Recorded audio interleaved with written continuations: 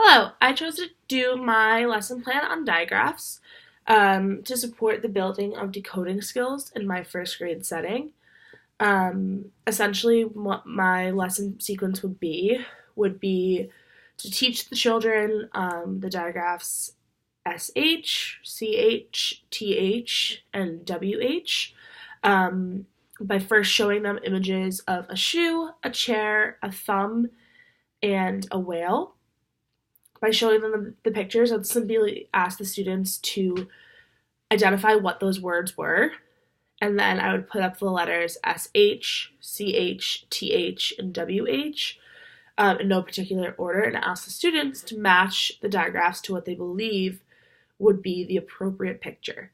I would then explicitly say to the students by holding up the appropriate photo and digraph, SH makes the sh sound in shoe, CH makes the ch sound in chair, TH makes the th sound in thumb, and WH makes the w sound in whale. By matching a image with the actual sound and the digraph itself, students would have that reinforcement of what's word actually matches the sound to jog their memory as they continue to go through the process. I would also continue to use those same four images whenever doing those digraphs for the constant reiteration of those ideas. The students would then move on to doing an independent sort where they would match the four digraphs to additional images. Prior to the independent sort, I would actually go through and show them the images and explain what the words are, just to make sure that there's no misconceptions of what the images are. I would have this sort be independent because I believe that it would be a good data point for distinguishing which students need continued intervention on their digraphs and which students really, without much instruction at all, already have them really acknowledged. I would reteach digraphs continually, implementing them into their reading groups and looking for them while they decode, just as they would any other letter sounds, looking for those digraph teams throughout all of their reading and trying to pick readers and influential texts that reiterate the use of digraphs.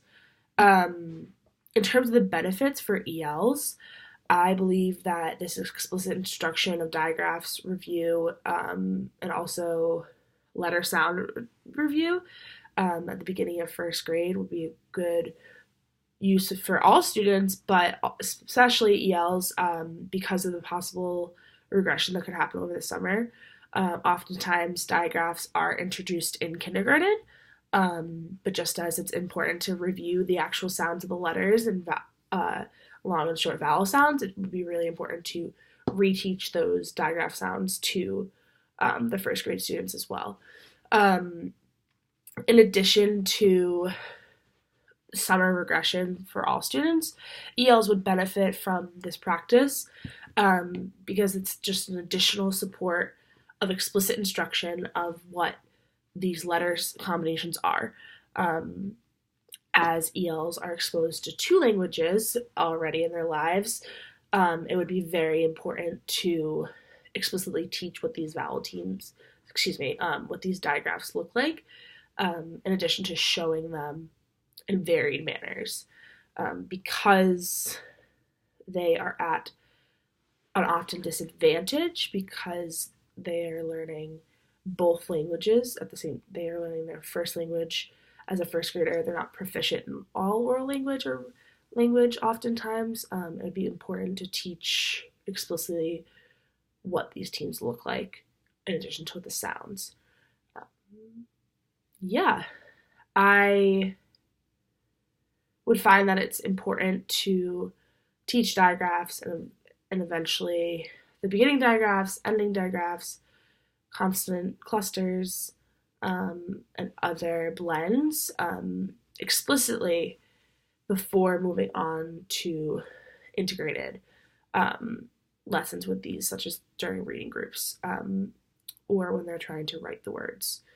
The explicit instruction would create an experience for them, that they would be able to look at the concrete information or sorts that they did through their phonics work, and then relate that back to their reading and writing, for sure.